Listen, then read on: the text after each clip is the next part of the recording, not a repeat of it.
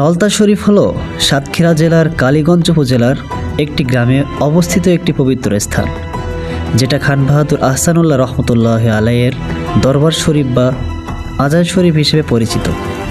দেবাটা থানার কাছাকাছি দেবাটা উপজেলার সীমানায় এই জায়গাটা। লোকে এটাকে নলতা শরীফ বলেই চেনে। খান বাহাদুর আহসানুল্লাহ রহমতুল্লাহ আলাই কে ছিলেন? তিনি 1973 সালের ডিসেম্বর মাসে উল্লেখ আছে 26 তারিখ শরীফেই জন্মগ্রহণ করেন। ব্রিটিশ আমলে তিনি ছিলেন একজন প্রখ্যাত শিক্ষাবিদ, শিক্ষা সংস্কারক এবং সমাজসেবী।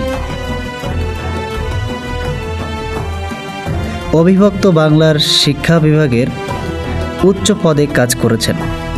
ঢাকা বিশ্ববিদ্যালয় প্রতিষ্ঠায় 1921 সাল তার বড় অবদান ছিল।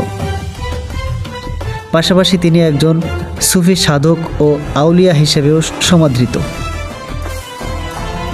1965 সালের 9 ফেব্রুয়ারি তিনি মারা যান এবং নলতাতেই সমাহিত হন।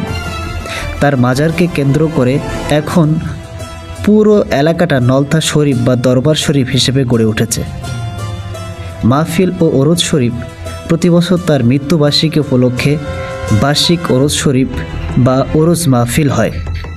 সাধারণত ফেব্রুয়ারি মাসের 8, 9 ও 10 তারিখে 3 দিন ব্যাপী এই অনুষ্ঠান চলে।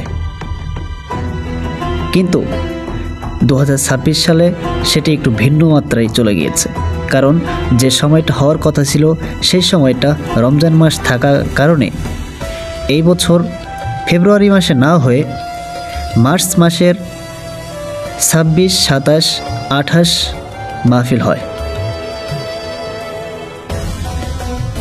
এ সময় পুরো নলতা শরীফকে আলোকসজ্জা, ফুল ও অন্যান্য সাজে সাজানো হয়। ওয়াজ মাহফিল, মিলাদ, কোরআন তেলাওয়াত, জিকির সহ ধর্মীয় আয়োজন হয়ে থাকে সেখানে।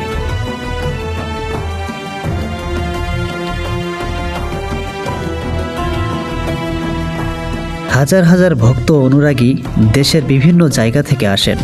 ধর্ম বর্ণ নির্বিশেষে সবাই যোগ দিতে পারেন।